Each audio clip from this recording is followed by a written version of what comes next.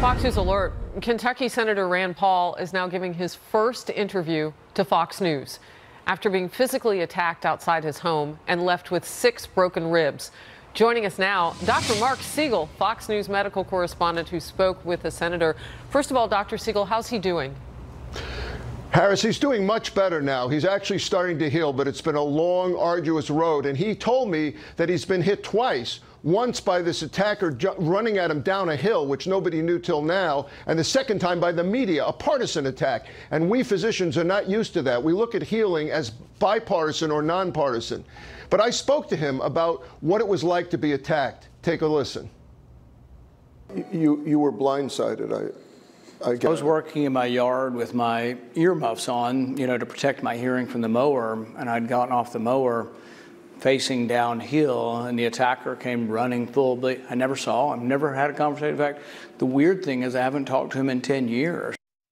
Harris, I spoke to him about what the motive might be, what might be inside the man's head, because you just heard him say he hadn't spoken to his neighbor in almost 10 years. And he thought about it and he said, I really don't know, but several things come to mind and they are actually political. Take a look. Do you have any idea what was in his head? Well, I didn't before the attack because we'd had no conversation. After my ribs were broken, then he said things to me to try to indicate he was unhappy. But I think I guess to me, the bottom line is it isn't so important. If someone mugs you, is it really justified for any reason? And so I think the more people belabored, oh, well, was it about yard clipping? Was it because he hates Donald Trump? Does he hates you because you oppose Obamacare?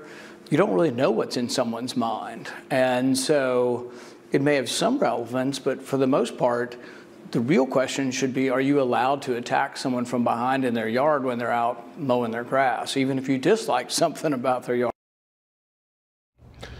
Harris, you and I talk a lot about healing and what it takes to heal, and it might really shock you to know that on his way back to the Senate to weigh in on the tax bill, he developed pneumonia with a temperature of 102.5, and he kept going, and he went back to work. And he also told me he used ibuprofen to treat his pain, not opioids.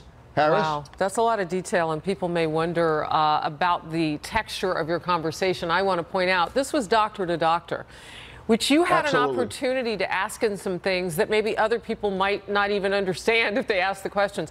So it's interesting about the pain management that you just mentioned, about the total healing. As you look forward, you break 6 ribs. What maybe is something doctor to doctor that you guys talked about that you can share? Harris, number one, 6 ribs, 3 of them were displaced, and people should know that displaced is a lot worse and a lot more painful, and it puts your lung at risk, and that's why he got the fluid in the lungs. And people also need to know, we talked about the idea that you don't tape lungs. Here's how you get better. You use breathing machines, breathing exercises day after day, and his wife said that at night he struggles to breathe. That's heroic as far as I'm concerned. It's nonpartisan and it's heroic. He's back at work, but he's still got a long road ahead of him, several weeks before he's fully recovered. Wow. Harris? That medical detail from Dr. Marc Siegel on our Fox News team. We appreciate it. Thank you. First interview with Rand Paul since that attack in his yard. Thank you very much. Also,